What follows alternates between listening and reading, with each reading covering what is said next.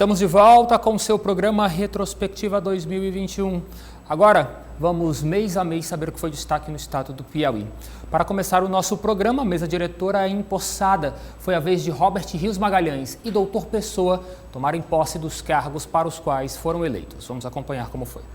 O prefeito de Teresina, eleito e diplomado Doutor Pessoa, do MDB, iniciou seu discurso exibindo um vídeo que narra a sua história de vida pessoal. Desde os primeiros anos de vida na localidade Lagoa da Rosa, situada no município de Água Branca, passando pelo processo de formação profissional em medicina no Rio de Janeiro, até as conquistas como homem público, destacando os mandatos de vereador e deputado estadual. Cumprindo a legislação, o então prefeito Firmino Filho, do PSDB, assinou o termo de transferência de cargo e fez seu pronunciamento. Este é o momento de despedida, momento que nós temos que agradecer à população de Teresina, que por várias vezes confiou no nosso nome. Já ao longo desse tempo, nós buscamos, de alguma forma, de honrar essa confiança recebida, dando testemunho de trabalho e solidariedade em relação à nossa população, em relação especialmente àqueles que mais precisam. Acredito que ao longo do tempo muitos avanços foram conquistados, passos importantes na construção da nossa cidade foram dados. Mas ao mesmo tempo nós temos que reconhecer que não conseguimos fazer tudo, ainda temos muitas tarefas incompletas, e é exatamente por isso que a gente agradece pela confiança recebida, nossa eterna, imensa gratidão a Teresina por tudo aquilo que Teresina nos confiou. E, ao mesmo tempo, a gente pede perdão por aquilo que a gente não conseguiu superar, aquilo que a gente não conseguiu fazer, não conseguiu resolver. Na sequência, Doutor Pessoa assinou o termo de posse e se tornou de fato e de direito prefeito da cidade de Teresina, capital do estado do Piauí. Como chefe do Poder Executivo, Doutor Pessoa relacionou eixos prioritários de sua gestão. Sempre integrado de maneira respeitosa com os funcionários de modo geral e com o povo. Planejamento, as ações planejadas e coordenadas, focada com prioridade nas políticas públicas, no social, no econômico e emprego e renda.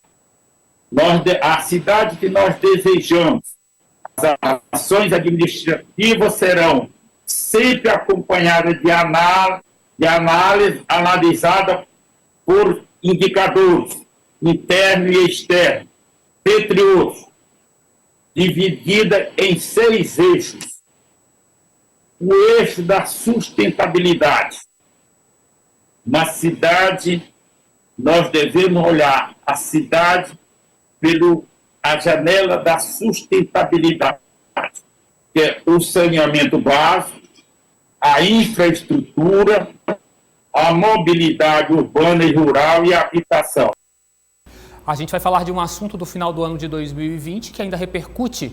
O presidente do Tribunal de Contas do Estado do Piauí, Abelardo Pio Villanova, determinou a suspensão do edital de emergência cultural João Claudino da Secretaria da Cultura do Estado do Piauí. O risco era de retorno dos recursos para o governo federal pela falta de utilização. Através da música e da arte, a classe artística continua manifestando contra o edital Seu João Claudino, da Secretaria Estadual de Cultura, que propõe um auxílio aos profissionais que deixaram de ter uma renda durante a pandemia. A Lei Aldir Blanc foi feita para fazer essa distribuição equitativa dos valores que a economia produz para os fazedores de cultura da justiça. E aqui no nosso estado e no nosso município teve muitas questões erradas sobre editais, nas questões dos resultados saindo nomes de pessoas em listas diferentes, a mesma pessoa, como é que pode, né? Pessoas que se inscreveram e nem saíram resultados falando sobre por que foi desclassificada. A Francilene é de Floriano e faz parte do grupo Caipiras. Eles denunciam que o edital não estava bem explicado e que tiveram muitos artistas que ficaram de fora do auxílio. Esses estão sem produzir desde o começo da pandemia. Os artistas ficaram praticamente sem nada. A gente deixou de arcar com despesas, com manutenção do grupo, sem ter até mesmo como fazer, bancar as necessidades mais urgentes, que são as contas, né? As coisas que a gente tem que manter, os impostos, porque quem tem um trabalho, um grupo, tem que manter. Né? E aí a gente ficou impossibilidade de fazer essa manutenção depois do ano 2020. O secretário de Cultura, Fábio Novo, afirmou em coletiva que os editais não tinham irregularidades e que a Secult trabalha com a transparência nos resultados. O edital é tão transparente que todos que apresentaram proposta, a gente divulga o nome de quem apresentou a proposta. Bom, significa dizer que ela foi aprovada? Não, porque ela vai passar por fases de classificação, e alguns passaram por fase de classificação, e às vezes no momento de analisar a documentação, ela vai desclassificada porque ela não preenche os requisitos. Mas uma denúncia foi realizada e, de acordo com o Custo Piauí e Tribunal de Contas do Estado, que observando o edital, decidiram suspender imediatamente ele. De acordo com o TCE, faltaram critérios de seleção objetivos e transparência no edital Seu João Claudino, o que se vê como irregularidade. Para a administração pública selecionar qualquer tipo de empresa ou pessoa física, ela tem que ser selecionada de forma objetiva. E no edital não tinha critérios objetivos para a seleção. Além disso, faltou transparência na publicação dos resultados. Nós identificamos isso, pois não tinha o detalhamento na nota final. Então, as empresas ou as pessoas que foram desclassificadas não tinham condições de interpor recursos, já que não tinham ciência do que de fato foram avaliadas. Mas os artistas pedem que o dinheiro disponibilizado para o auxílio não fique preso, e sim seja investido para ajudar a classe. A gente quer que esse dinheiro fique e seja distribuído, principalmente entre as pessoas. Pessoas físicas, são 3 bilhões. E agora a gente vai mostrar para você que o prefeito de Teresina, Doutor Pessoa, foi recepcionar no aeroporto da capital do estado do Piauí 9 pacientes com Covid-19 transferidos de Manaus para Teresina. Foi um momento super emocionante em que realmente nós estávamos diante de uma solidariedade que marcou o Brasil. O Piauí atendendo ao socorro dos manauaras que estavam sem ar para respirar. Nós não gostaríamos que viesse os 30, mas se tivesse vindo os 30, ou se vier os 30 na Teresina, junto com o governo federal, porque é o HU, que é a administração federal, nós estamos preparadíssimos. Não só de espaço, mas com um corpo técnico, científico, da melhor qualidade possível. Esperamos que não precise mais, mas se precisar, a Teresina ainda tem espaço para receber nossos corrimãos.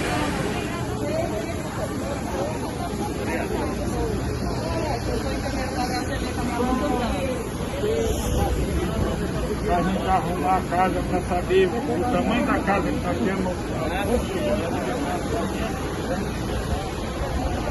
Ficar aguardando a orientação dos médicos que vêm da Força Aérea. À medida que eles autorizaram a entrada, os nossos médicos de suporte, que andam na ambulância de suporte avançada, vão entrar para dentro da aeronave, fazer a classificação, ver quais são os pacientes que precisam ser retirados mais rápido. E esses pacientes que precisam ser retirados mais rápido vão de ambulância de suporte avançado e a partir daí nós vamos retirar de acordo com a gravidade, né, e colocar dentro das ambulâncias de suporte básico. Né? Nós pretendemos fazer uma retirada rápida, bem rápida, visto que nós temos uma ambulância para cada paciente. Também foi destaque no mês de janeiro a distribuição de doses da vacina contra a Covid-19. Depois de muito se falar do medo da pandemia, chegou a esperança. Quem enviou essas doses foi o Ministério da Saúde. O estado do Piauí recebeu a primeira dose, o primeiro lote, 61.160 doses de Coronavac, a vacina do Instituto Butantan, em parceria com o laboratório chinês Sinovac. O governador Wellington Dias foi receber essas doses pessoalmente. Vamos lembrar como foi. O dia 17 de janeiro de 2020 foi histórico e emocionante. Desde o primeiro infectado em fevereiro de 2020 pelo coronavírus, o Brasil aguarda a chegada da vacina para controlar a pandemia que assola o mundo. E foi ontem, com início às 10 da manhã, que os diretores da Anvisa A Agência Nacional de Vigilância Sanitária votaram e aprovaram por unanimidade o uso emergencial das vacinas Coronavac do Instituto Butantan, em parceria com o laboratório chinês Sinovac, e da Oxford, parceria da Fiocruz com o laboratório AstraZeneca. Das duas vacinas, a Coronavac é a única disponível para imunizar os brasileiros. O governo de São Paulo, que investiu na vacina chinesa e trouxe a tecnologia do imunizante para a produção no Instituto Butantan, iniciou a vacinação no Brasil tão logo as vacinas foram aprovadas. Eu quero dedicar esse dia aos familiares dos 209 mil mortos com a Covid-19. 209 mil pessoas que foram a óbito nesta pandemia. Aos seus familiares, a nossa homenagem neste momento. Também, Mônica, aos 8.455.000 vítimas do coronavírus em nosso país. Muitas que ainda estão em sofrimento, em tratamento e em busca da sobrevivência. A homenagem a elas e também aos seus familiares. A enfermeira da UTI do Hospital Emílio Ribas, em São Paulo, de 54 anos, foi a primeira brasileira vacinada. O que eu falo, além disso? Que a população acredite na vacina. Eu estou falando agora como brasileira, como mulher negra, que acredite na vacina. Vamos pensar no monte de vidas que nós perdemos. Quantas famílias nós perdemos? Quantos pais, mães, irmãos? Eu quase perdi um irmão também com Covid. E diante disso é que eu tomei coragem e participei da campanha da vacina. Na mesma ocasião, foram vacinadas mais 112 pessoas, entre elas a primeira indígena. Durante coletiva de imprensa, o governo paulista anunciou a distribuição imediata das vacinas para serem distribuídas no Plano Nacional de Imunização realizado pelo Ministério da Saúde. O ministro da Saúde, Eduardo Pazuello, também concedeu entrevista coletiva tão logo as vacinas foram aprovadas. Anunciou a vacinação em todo o país para quarta-feira, dia 20 de janeiro. A vacinação de forma igualitária e simultânea, sem deixar nenhum brasileiro para trás, sem discriminar cor da pele, credo religioso, classe social, tribos e principalmente sem dividir o nosso país. É isso que o governo federal procura. É isso que está pactuado com todos os governadores. Somos um povo forte, unidos pelas nossas raízes e tradições. Não podemos admitir nada nessa direção. Não podemos admitir nada contra a união do nosso povo. Em reunião logo cedo no aeroporto de Guarulhos, em São Paulo, com governadores, a data da vacinação foi mais uma vez mudada, dessa vez antecipada. E por pressão dos governadores, a vacinação começa ainda hoje em todo o Brasil. O governador do Piauí, Wellington Dias, participou da reunião. Estamos aqui no depósito de onde as vacinas estão sendo organizadas para serem despachadas para todo o Brasil. É um momento histórico, importante, em que teremos as condições, a partir desta organização, aqui as equipes já trabalhando, despachando para as aeronaves, para que a gente tenha as vacinas chegando em todas as regiões do Brasil. E aqui, é claro, vacinas também destinadas ao estado do Piauí. Das 6 milhões de doses, quase 4.637.000 já foram enviadas aos estados brasileiros. As outras serão distribuídas no estado de São Paulo. Os primeiros voos com as vacinas já foram enviadas para o Distrito Federal e para as capitais de 10 estados. Teresina está entre essas capitais. Já recebeu 61.160 doses da Coronavac e pretende começar a vacinação ainda hoje, a partir das 5 horas da tarde, no Hospital Getúlio Vargas.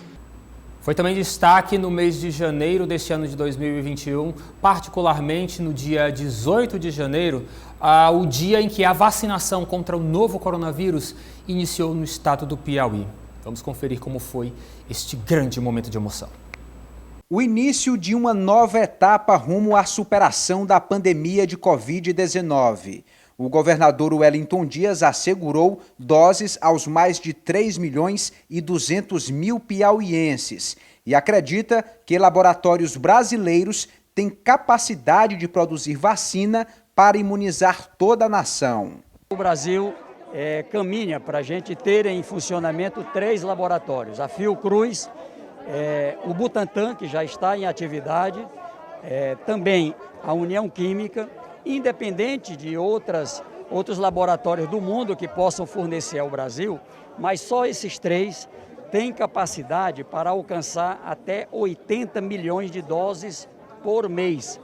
E isso é suficiente para imunizar o povo brasileiro e também para que a gente possa daqui, como já fizemos com outras vacinas, abastecer, socorrer quem precisar em outros países. A meta é vacinar 25% da população até o mês de abril. Para isso, lotes de imunizantes devem chegar periodicamente ao Piauí. A cada 2 semanas nós estamos recebendo mais vacinas. A previsão é de já, por volta de abril, a gente ter aqui no Piauí 700.000 a 800.000 pessoas já vacinadas e no Brasil cerca de 50 milhões de pessoas. Cada pessoa deve receber 2 doses da vacina com intervalo de 21 dias entre a primeira e a segunda dose. A médica Amarilis Borba foi uma das primeiras a tomar a Coronavac no estado.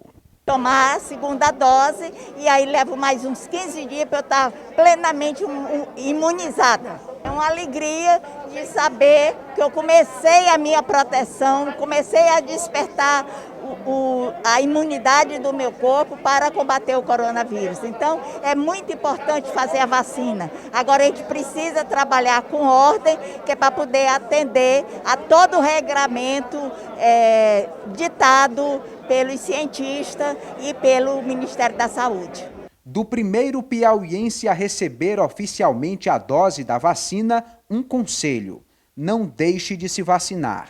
A vacina, que é, na verdade, o único instrumento capaz de frear o avanço do coronavírus.